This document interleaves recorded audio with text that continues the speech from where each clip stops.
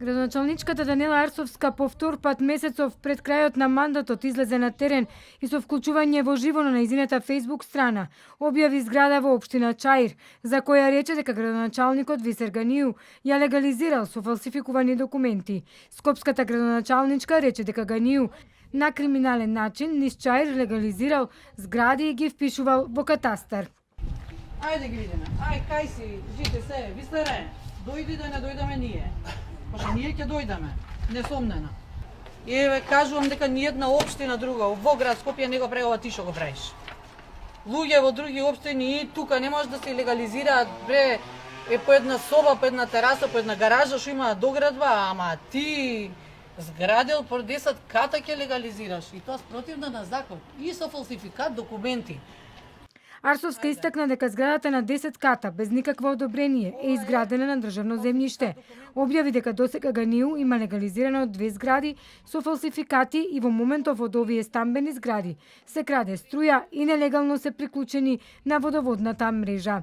Таа го повика градоначалникот Ганију да биде маж и да дојде на локацијата, а не да се заканува, и истакна дека таа не брка градоначалнички мандат, но сака да ја памти народот дека му спречила 150 дивоградби. Сега пошто се закануваш, една по една ќе ти ги одиме сите 150 легализации што сме ти ги спречиле, за да не ги пушташ ботовите да зборат пред избори. Не идам, дечко, ја на избори. Што ми можеш? Еве, не идам ја на избори, никој нема да треба мене да ме гласа, бе.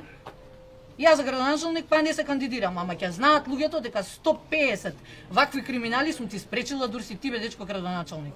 Раководителката на сектор планирано уредување пак предупреди дека местото воопшто не е безбедно, дека е градено без план и зградата е цела со стиропор и дека доколку се случи пожар, нема од каде да дојде противпожарно возило. Е многу поголемо од Кочани, пошто гледате, ова е објект целосно небезбеден. Ни од сеизмикачки аспект, односно, конструкцијата не е проверена статички, ни од ниеден релевантен институт, нити пак ДЗС, односно Државен завод за безбедност и заштита го потврдил овој проект, нити пак дошол во контрола. Овде имаме гол кабел на Ивана кој што е диво приклучен на стиропорна фасада.